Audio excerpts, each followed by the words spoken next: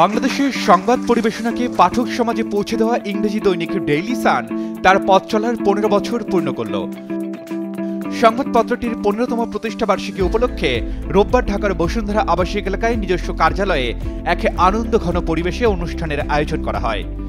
দেশি বিদেশি কূটনীতিক ও গণ্যমান্য প্রতিনিধিদের উপস্থিতিতে এই আয়োজন পরিণত হয় এক অসামান্য মিলন মেলায়।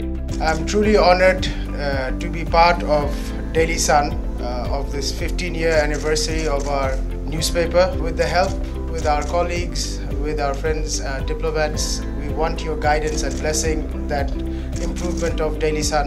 We can be partners and always deliver our commitment, which is true and impartial. বেলা ১১টা থেকে শুরু হওয়া এই উৎসব যেন ছিল দেশের সংবাদ সেবাই ডেইলি সানের দীর্ঘ পথ চলাকে অভিনন্দন জানানোর এক মঞ্চ। আমন্ত্রিত অতিথিবৃন্দ পত্রিকাটির অভিলক্ষ্য ট্রু অ্যান্ড ইম্পার্শিয়ালের প্রতি সাধুবাদ জানিয়ে তাদের শুভেচ্ছা ও শুভকামনা জ্ঞাপন করেন। For the last 1 year we're trying to do the same thing. Now if you look at our office, it's a very good blend of experience and youth.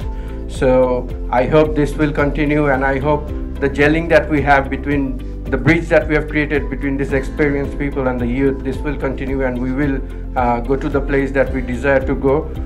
প্রতিষ্ঠা বার্ষিকীর এই অনুষ্ঠানে বিদেশি কূটনীতিকদের উপস্থিতি ছিল চোখে পড়ার মতো। বিভিন্ন দেশের দূতাবাস ও হাই কমিশনের প্রতিনিধিরা সশরীরে উপস্থিত হয়ে পত্রিকাটির কর্তৃপক্ষের সঙ্গে শুভেচ্ছা বিনিময় করেন। তাদের এই অংশগ্রহণ কেবল একটি পত্রিকার জন্মদিন উদযাপন নয়, বরং বহির্বিশ্বের কাছে বাংলাদেশের সংবাদ মাধ্যমের গুরুত্বকেই তুলে ধরে। অতিথিরা ডেইলি সানের বস্তুনিষ্ঠ সংবাদ পরিবেশনা এবং গণতন্ত্র ও মানবাধিকারের পক্ষে এর অবিচল অবস্থানের প্রশংসা করেন। This year also marks 50th anniversary of China-Bangladesh diplomatic ties.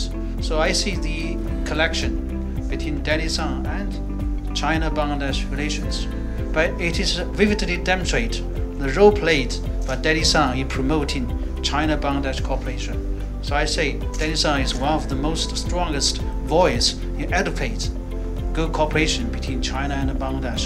Daily সানের পক্ষ থেকে অতিথিদের প্রতি কৃতজ্ঞতা প্রকাশ করা হয় এবং আগামী দিনগুলোতে পাঠকের আস্থা বজায় রেখে আরও নিরপেক্ষ সংবাদ পরিবেশনের প্রতিশ্রুতি দেওয়া হয়। এই প্রতিষ্ঠা বার্ষিকী কেবল একটি সংখ্যা নয়, এটি যেন বাংলাদেশের সংবাদপত্রের ইতিহাসে আরও একটি সফল যাত্রার প্রতীক, যেখানে সাংবাদিকতা এবং সামাজিক দায়বদ্ধতা হাত ধরাধরি করে এগিয়ে চলে। বসুন্ধরা আবাসিক এলাকার কার্যালয়ে দিনব্যাপী এই আয়োজনে কেক কাটা এবং পারস্পরিক শুভেচ্ছা বিনিময়ের মধ্য দিয়ে অনুষ্ঠানটি শেষ হয়।